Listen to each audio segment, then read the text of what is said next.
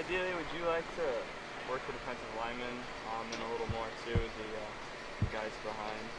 Well, ideally, we'd like to get some of the guys with the second group to step it up and to give us a little more time. We've been able to get away with subbing guys because up until last week we've been able to play a sub package with only two linemen playing our ends in there. When we start playing the Big Ten, we know our front guys are going to have to play more. And last week, I said that during the week last week. So, but ideally, yeah, they just got to show something in practice. Anything Indiana does that's unique in your mind? Well, they're probably as good at running the screens as anybody that we played this year, last year, and forever. I mean, screens hurt us in the game last week, so we'll see if we get tested. We had done a really good job up until last week on a couple of screens, and linebackers didn't do a good job of hunting and getting the backs. And we got to, can't just be the linebackers sometimes hunting the screen. Is that just a case of discipline more than anything? Well, it is, and then them, their guy, the Northwestern guys did a good job of putting two linemen on the backer. He had two linemen tackling him and grabbing him and throwing him down and doing all that stuff, kept him from getting to the screen. So.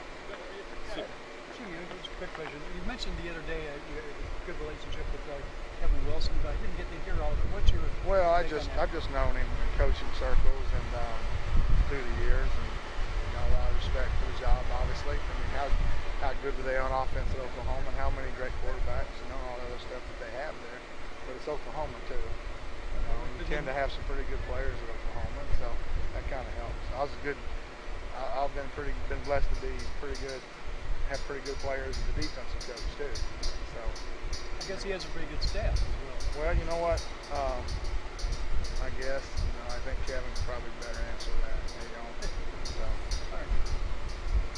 You mentioned the other day you had some guys kind of on islands that you didn't like. Was that a case of defense being out of position, or is it just kind of play call where they got trying to help guys to trying to stop the run, and again, when the quarterback is a runner.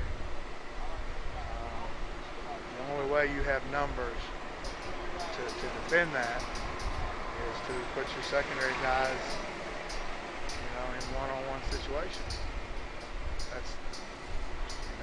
Or you don't have enough numbers to stop the quarterback as a runner. It's just a numbers game.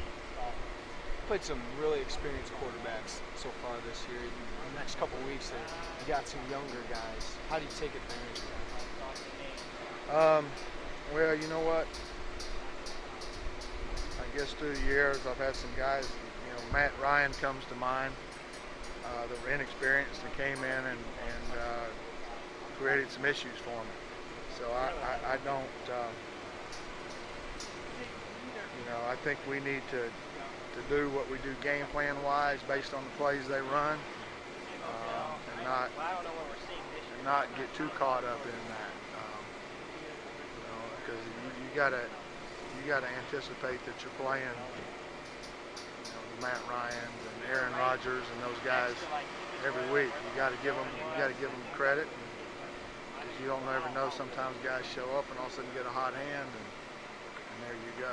So we're preparing as hard as we can prepare. Obviously, you've seen our players come off the field, and you've seen coaches. I don't know that we could prepare any harder than